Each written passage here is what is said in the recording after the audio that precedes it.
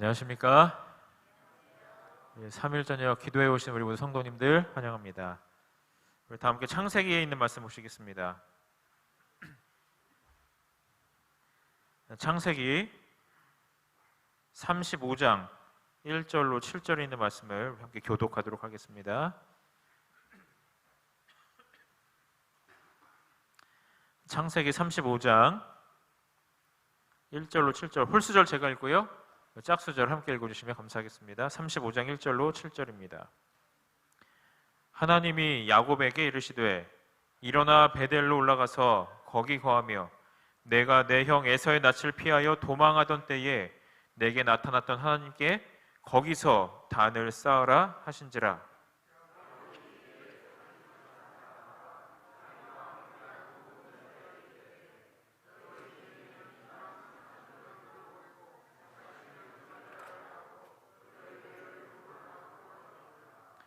우리가 일어나 베델로 올라가자 나의 환난 날에 내게 응답하시며 나의 가는 길에서 나와 함께 하신 하나님께 내가 거기서 단을 쌓으려 하노라 하매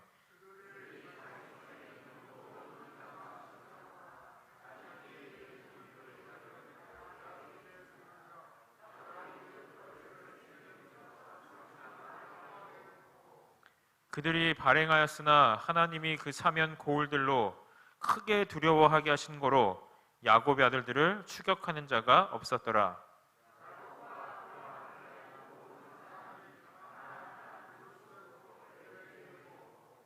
그가 거기서 단을 쌓고 그곳을 엘 베델이라 불렀으니 이는 그 형의 낯을 피할 때에 하나님이 그에게 거기서 나타나셨음이더라.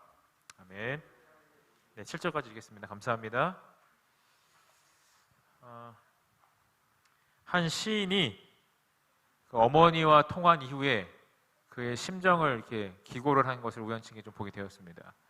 이제 노모와 이제 대화를 하고서 이제 한 내용인데요. 그 글의 제목이 무엇이었냐면 걱정이 걱정이다는 뜻이에요. 걱정이 걱정이다. 그 글을 읽으면 잠시 읽자면 이렇습니다. 걱정이 걱정이다. 어머니는 자나깨나 서울 걱정. 나는 어머니의 걱정이 걱정이지. 아침부터 건 전화 저편에서 어머니의 마실 견문록이 펼쳐진다. 올봄에 대릴 사이로 장가간 7촌이, 변호사 개업한 6촌이, 집안의 안녕과 불안이, 30을 넘긴 아들이, 일흔을 바라보는 아버지가 걱정이다. 걱정거리를 장바구니 옆에 끼고 다니시는 어머니가 걱정이다. 그럼 또 이렇게 얘기합니다. 걱정 때문에 바퀴가 구르고 걱정 때문에 풍차는 돌겠지만 바람이 저 구름 너머에서 불어와 자꾸만 머리카락을 쓸어 올리는 손이 바빠지는 거겠지만 며칠째 찾아온 불면의 밤이 걱정이다. 혀끝이 까끌까끌하다. 머리가 멍청하다. 어머니의 말씀이 풍차를 돌리고 바퀴를 구르게 하고 걱정이 다 그런 거겠지만 폐타이어처럼 갈립처럼 혀끝이 갈라진 당신 자꾸 바람이 샌다. 걱정이다. 또 어머니를 걱정하는 이 아들의 마음이 또 보여줍니다. 어쨌든 이 아들이 걱정하는 게 뭐예요? 어머니의 걱정거리들이 걱정이라는 거예요. 사돈의 팔촌의 온갖 사람들, 마을 사람들의 걱정을 하시는 어머니의 걱정들을 보면서 이 아들이 어머니를 걱정하는 모습을 보게 됩니다. 우리 성도님들은 어떻게 걱정이 없으십니까? 걱정 많으시죠? 근데 우리 살다 보면 걱정할 수밖에 없는 일들이 있을 수 있습니다. 그죠? 걱정을 안 하려도 걱정이 되는 일들이 있는 것도 사실이지만 또 한편으로는 정말 걱정을 걱정하는, 정말 과한 걱정을 하는 그런 면도 분명히 있는 것은 사실입니다. 저 오늘 이 방금 우리가 함께 읽은 창세기 35장 이 야곱에 대한 이야기들을 우리가 좀 살펴보면서 염려와 걱정이 가득한 이 세상 속에서 우리가 살아가고 있는 것이 분명한데 우리는 그리스도인들로서 어떻게 살아야 할 것인가? 당연히 걱정해야 하는 일들을 걱정하고 사는 세상 사람들과 우리 재림 성도들을 구별하는 것은 무엇인가? 이런 이야기들을 좀 함께 나누고 은혜를 나누려고 합니다. 창세기 35장에 보시면 하나님이 야곱에게 이르되 일어나 베델로 올라가서 거기 거하며 내가 내 형 에서의 낯을 피하여 도망하던 때에 내게 나타났던 하나님께 거기서 단을 쌓아라 이렇게 말씀을 하십니다. 여러분 이 앞에 배경이 혹시 어떤 일이 있었는지 아십니까? 이 앞에 33장과 34장을 보시면 이 야곱이 그 형 에서에게 어떤 일을 저질렀습니까? 옛날 어렸을 적에 팥죽 한 그릇에 장자권을 사고 도망가지 않습니까? 그래서 정말 그 타지에서 타향 생활을 하면서 어머니의 돌아가신 것도 못 보고 살다가 이제 그곳에서 나와서 이제 돌아오는 때에 이제 집에 가까이 오니까 누구 걱정이 되는 거예요? 누구를 만나 걱정이 되는 겁니까? 형 에서를 만나 걱정을 하게 되는 겁니다. 그래서 하나님과 씨름하고 하나님의 천사 더불어 정말 이 무슨 뼈죠? 환대뼈인가요? 이게 탈골되는 그런 그 순간과 하나님께 기도드리는 가운데 있었던 곳이 바로 어디였냐? 바로 이 베델이라는 곳이었습니다. 그래서 하나님께서 이 야곱의 이름을 무엇으로 바꿔주셨습니까?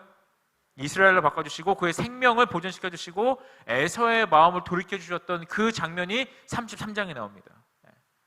그래서 하나님의 은혜로 평생을 두려움을 안고 살 수밖에 없었던 그 형과 화해를 하고 화목을 다시 되찾고 이 야곱의 가족들이 새로운 거처를 잡았던 곳이 바로 이 세겜성이었습니다.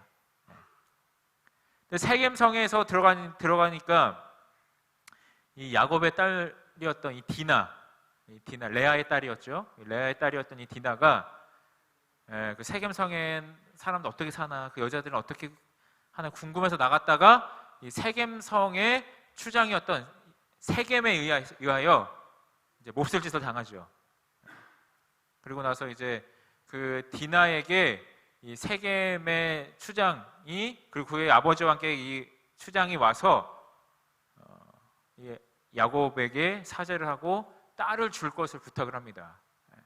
근데 이 34장의 이 이야기를 쭉 읽어보면 이 세겜 성의 추장이었던 세겜이 얘기하는 거 굉장히 정말 구구절절하게 부탁을 합니다.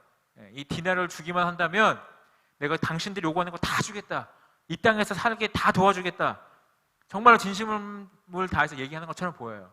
그때 이 누구죠? 이 디나의 오빠였던 누굽니까?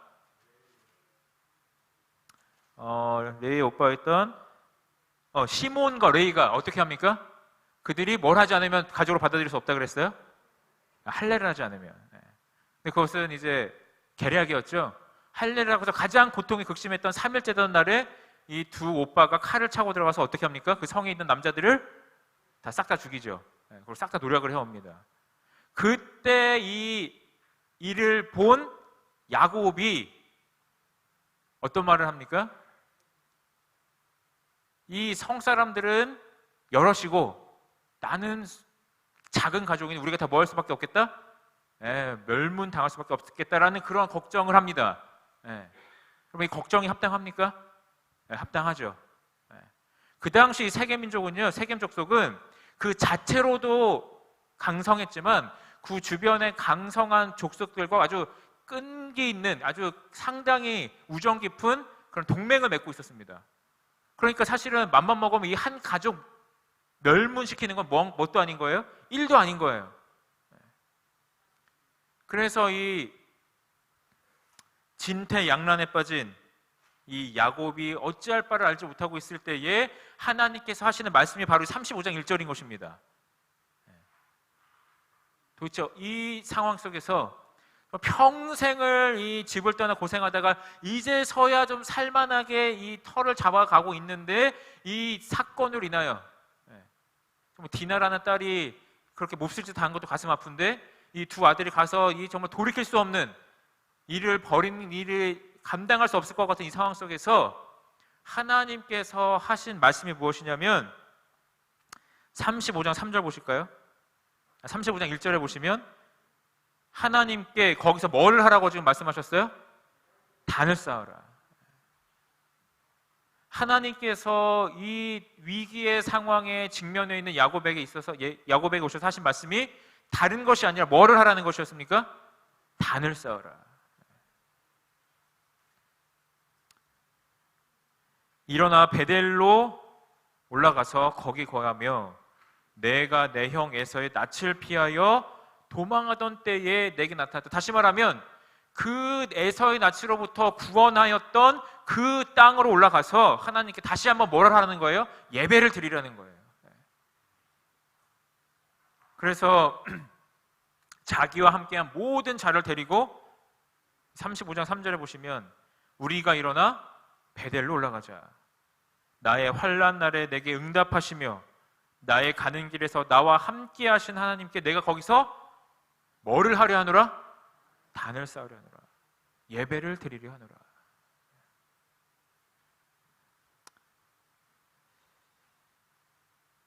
여러분, 야곱에게 찾아온 인생 최대의 위기에 대한 해결책으로 하나님께서 제시하신 것이 무엇입니까?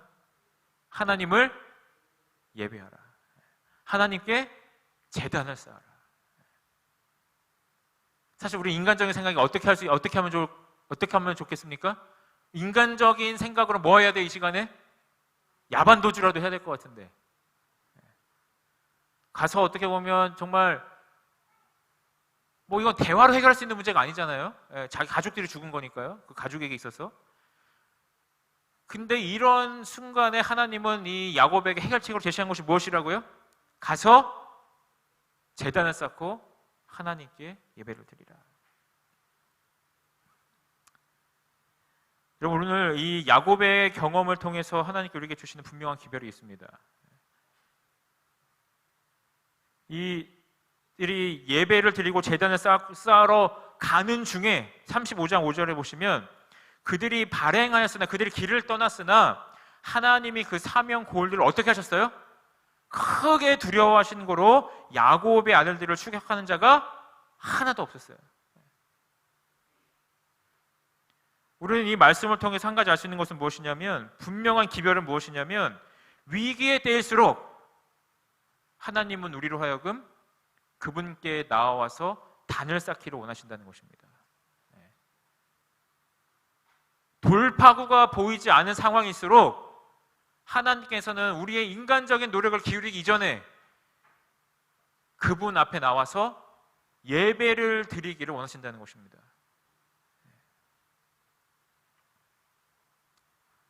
하나님께서는 우리에게 예배를 요구하시고 예배자의 삶을 요구하시고, 우리가 그렇게 순종할 때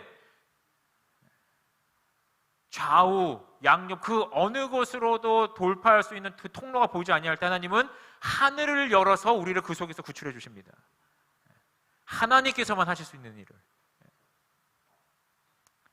그러므로 하나님께서 우리에게 이 예배 위기의 순간에, 이 걱정할 수밖에 없는 순간에, 염려의 순간에 하나님을 찾아오라고 말씀하시는 것이죠. 근데 반면에 사탄은 할 수만 있으면 우리로 하여금 예배로부터 뭐 하게끔 합니까? 멀어지게 합니다. 이 제단을 쌓는 일로부터 우리를 점점 포기하게끔 만들어요.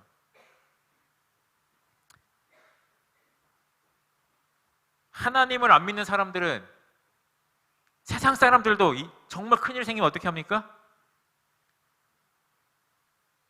평생 하나님, 부처님 안 믿는 사람들도 정말 큰일 생기면 어디 가요? 무당 찾아가잖아요. 전 보러 가잖아요. 부적 사잖아요. 돈 주고. 세상 사람들도 정말 자신의 힘으로 감당할 수 없는 일이 생기면 그렇게 하는데, 참 재미있는 것은 많은 그리스도인들이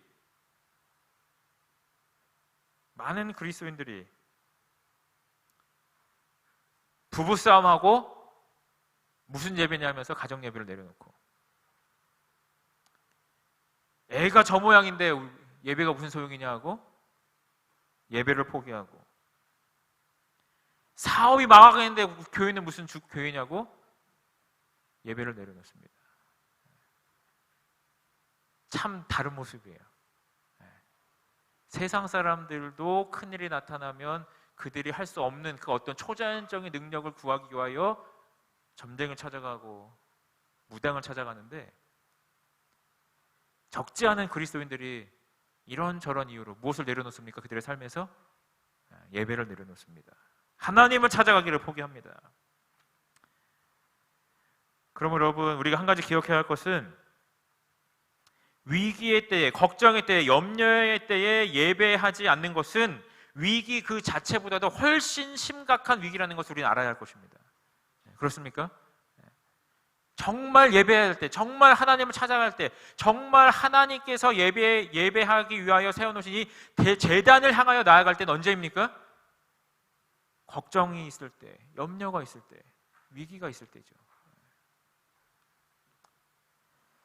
미국의 저명한, 정말 가장 권위 있는 리서치 기관인 바나그룹에서 신앙생활에 가장 큰 도움이 되는 게 무엇인가라고 설문조사를 했습니다. 기독교 리서치 기관 바나그룹은 최근 미국인들에게 신앙생활에 도움이 된다고 생각하는 것이 무엇인지를 물었어요. 대다수의 답변은 기도, 가족과 친구, 성경 읽기, 아이 갖기 등은 꼽았는데 교회 출석은 상위권 10위권에도 들지 못했어요.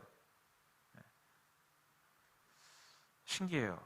아이 갖기도 신앙생활에 도움이 되는데 교회 가는 건 뭐에 도움이 되지 않아요? 신앙생활에 도움이 되지 않는다는 거예요. 그리고 심지어는 답한 사람들의 51%가 거의 혹은 전혀 교회에 가는 것이 신앙생활에 도움이 되지 않는다고 생각한다는 거예요. 그리고 1978년 이후에 출생한 이 어떻게 보면 이제 영어들 젊은 층이죠. 그 젊은 층 가운데 10명 중에 2명만이 교회에 다니는 것이 중요하다 이렇게 얘기했대요. 참 쉽지가 않은 세상입니다. 사랑하는 성도 여러분, 오늘 우리는 예배에 대한 큰 도전을 받고 있습니다. 개인 예배, 가정 예배, 그리고 교회에 오는 공중 예배가 매우 큰 위기에 당쳐 있어요. 그리고 이것들은 서로 유기적인 것이어서 개인 예배가 무너지면 모두 무너질 수밖에 없어요. 시간이 지나면 가정 예배도 무너지고, 가정 예배가 무너지면 무엇도 자연스럽게 무너질 수밖에 없습니까? 공중 예배도 무너질 수밖에 없어요. 그 반대도 동일합니다. 교회에 나와서 하나님께 예배드리 공중 예배가 무너지면 뭐가 자연스럽게 무너질 수밖에 없습니까? 가정 예배도 무너져요.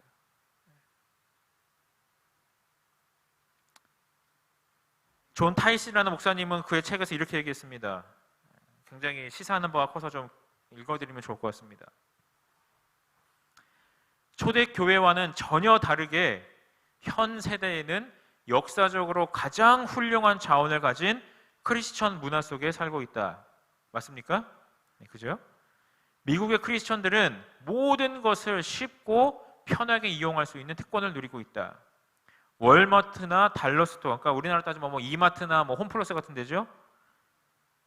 그런 곳에 가면 세계 각국어로 번역된 성경을 구할 수 있고, 인터넷망을 통해 탁월한 재능을 가진 성경학자들을 언제든 만날 수 있으며, 비디오로 설교를 생생하게 보면서 들을 수 있고, 히브리어나 헬라어에 능통한 학자들의 연구 자료도 쉽게 구해볼 수 있다. 여기에 각종 성경 컨퍼런스, 교회 성장 세미나, 불신자들을 위한 목회자, 신학자, 심포지움, 다양한 기독교 언론 매체 등 없는 것이 없을 정도다. 로마 제국의 박해 속에 있었던 초대교회가 모든 것을 누릴 대로 마음껏 누리고 있는 현재의 크리스천들이 점차 그 영향력을 잃어가고 있다는 것을 상상조차 할 수 있었을까? 초대교회 지도자들은 현대 기독교가 신앙생활에 꼭 필요하다고 생각하는 것들을 갖고 있지 못했다. 그들은 공식적인 교회 건물도, 비전 스테이트먼트나 핵심 가치관도 없었다. 소셜 미디어도 라디오 방송도 대중적인 인기가 있는 목회자도 없었다. 게다가 신약 성경도 완성되지 못한 상태에서 초대교인들은 교리적인 이해도 수준 이하였다. 심지어 그리스도에 대한 믿음 때문에 박해를 받았고 현세의 삶은 슬픔과 비통함 속에 있었다. 하지만 그들은 서로 사랑했고 서로를 위해 헌신했으며 기도했고 서로를 위해 축복해 주었다. 그렇게 수백 년이 흘러 그들은 로마 제국을 굴복시켰다. 초대교회는 온전히 사랑으로 그렇게 했다. 사랑하는 성도 여러분, 오늘 우리는 역사상 그 어느 세대도 누려보지 못했던 가장 큰, 가장 위대한, 가장 정말 테크놀로지적으로 앞서 있는 그런 혜택들을 누리고 살아가고 있음을 부인할 수 없습니다. 그러나 참 아이러니하게도 그런 모든 혜택들을 갖고 있음에도 불구하고 하나님께 이 위기의 상황 속에서 하나님께 나아가는 그것은 오히려 더 주춤하고 있다는 것이 오늘 우리의 현실이 아닐까 생각이 듭니다. 여러분, 진짜 능력 있는 크리스천들은 큰 일을 잘해서 능력 있는 크리스천이 아니라고 합니다. 제가 아무리 노력한다고 해도 사도 베드로처럼 사역할 수 있겠습니까? 제가 아무리 대단한 교육을 받았다고 해도 사도 바울처럼 하나님께 쓰임을 받을 수 있겠습니까? 하나님께서 시대적으로 한 번씩 사용하시는 그런 종들은 정말 특별한 목적을 가지고 하나님께서 그들을 사용하시는 것이지, 우리 모두가 사실은 그렇게 사용받을 수 있는 것은 아니에요. 그것은 사실입니다.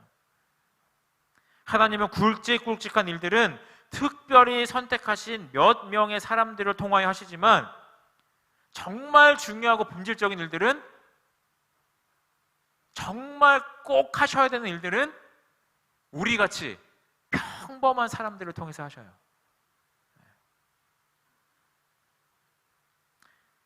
근데 우리와 같이, 우리라고 하는 이 평범한 사람들이 세상 사람들과 어떻게 다를 수 있는가? 어떤 점에서 우리는 능력이 있는가? 어떤 점에서 우리는 그들에게 감동을 줄 수 있는가? 어떤 점에서 우리는 하나님의 이름을 부르는 자다움이 우리에게 있는가? 그런 것은 대단한 이적과 대단한 사역을 통해서 일처리지는 것이 아니라는 것입니다. 그것은 매우 평범한 삶 속에서 나타나는 것인데, 그 평범함 중에 하나가 무엇이냐면 우리의 염려와 걱정을 다루는 우리의 태도에 있다는 것입니다. 세상 사람들은 염려와 걱정이 있을 때 그들이 하는 방법이 있어요. 그들이 가는 곳이 있습니다. 그러나 그들과 다른 차이점을, 그들에게 줄 수 있는 감동을, 그들에게 줄 수 있는 감화력을 줄 수 있는 것은 그들과는 다른 걱정과 염려를 다룬 우리의 태도에 있다는 거예요. 그러므로 여러분, 어떠한 중요한 일이 있을 때, 어떤 정말 아픈 일이 있을 때, 어떠한 염려가 있을 때 우리 서로가 서로에게 당당하게 기도를 요청할 수 있는 그런 공동체가 이 태경교회가 되어야 한다고 저는 생각합니다. 기도를 요청하는 게 잘못된 건가요? 내 사업이 어려워지는 게 내 잘못입니까? 우리 가족 중에 아픈 사람이 있는 게 요즘 세상에 대단히 이상한 일입니까? 그러나 우리는 그런 일이 있을 때 내 옆에 앉아있는 내 옆의 성도에게 그것을 위하여 기도해달라고 얘기하는 것이 언제부턴가 굉장히 부담스럽고 굉장히 어려운 일이 됐어요. 그러나 여러분, 초대교회 사람들은 변변찮은 교회 건물이 없었어도, 어느 한 곳에 모이면 핍박을 당했어도 서로가 서로에게 그들의 마음의 고통과 그들의 마음의 걱정과 염려를 위하여 기도해달라는 매우 자연스러운 그리스도인 공동체를 그들은 갖고 있었습니다. 여러분, 우리도 이 세상을 살아가는 사람들로서 걱정과 염려가 왜 없겠습니까? 그러나 우리가 이 세상 사람들과 다른 그 한 가지가 있다면 그것을 대하는 태도가 다른 것입니다. 내 옆에 있는 성도에게, 내 옆에 있는 믿음의 동료에게 내 현재의 상황이 이러니, 내 마음이 이러니 기도해달라고 얘기할 수 있어야 합니다. 그리고 어려움에 빠져서 잠시 이 교회로 오는, 그 예배하러 오는 그 발걸음이 무거워진 사람의 손을 잡고 이 교회에 오는 것이 우리 교회의, 이 태계원 교회, 나아가 우리 재림교회의 매우 당연한, 그리고 반드시 그렇게 해야 할 하늘 문화가 되어야 할 것입니다. 사랑하는 성도 여러분, 우리 영감의 글은 이렇게 말씀하십니다. 만일 모든 집이 기도의 집이 되어야 할 때가 일찍 있었다면 그것은 바로 지금이다. 불신과 회의가 편만하여 있다. 죄악이 관영하다. 추악함이 영혼의 생명의 순환 속에서 흐르며 하나님께 대한 반역이 생애 속에서 일어난다. 죄의 노예가 되어 도덕력은 사단의 횡포의 지배를 받는다. 그 영혼은 사단의 유혹의 농락물이 된다. 그러나 이러한 두려운 위기에 처하여 있으면서도 어떤 그리스도인이라고 공언하는 이들은 가족 예배를 행하지 아니한다. 저희들은 자녀들에게 하나님을 사랑하고 경외하도록 가르치지 아니한다. 저희들은 하나님과 산 연락을 가지지 아니한다. 경건의 모양은 있으나 능력은 없다. 여러분, 우리의 매일에 드려지는 개인 예배와 가정 예배, 그리고 이 함께 모여 드리는 이 공중 예배는 때가 가깝기 때문에 더욱 열심히 해야 하는 우리들의 사명이자 우리들의 특권입니다. 우리 사도 바울의 말씀, 그 신약성경의 말씀처럼 말세가 가까울 때 가장 두드러진 징조가 뭐라고 말씀하셨습니까? 모이기를 패한다. 저는 이 태경교회 3년 정도 이제 있으면서 가장 두드러진 변화 중에 하나가 저녁 집회에 모이는 숫자가 많이 줄어드는 것을 봅니다. 물론 여기에는 목회자의 책임도 분명히 있다고 생각합니다. 그러나 우리가 하나님께 나와 예배하고 하나님께 우리의 마음의 걱정과 염려를 내려놓는 이 기도의 시간이 물러서서는 안 될 것이라고 생각합니다. 물론 이곳에 계신 분들은 사실 이런 말씀을 드릴 필요가 없는 정말 신실하신 분들임을 저는 알고 있습니다.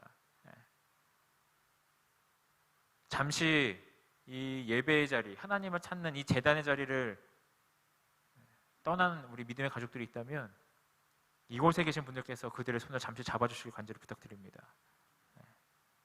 우리에게 하나님께서 우리를 반드시 붙들어 주신다는, 하나님께서 우리를 반드시 우리의 모든 걱정과 염려로부터 우리를 지켜주신다는 그 믿음이 오늘 이 자리에 있는 우리에서부터 시작될 수 있기를 간절히 소원합니다.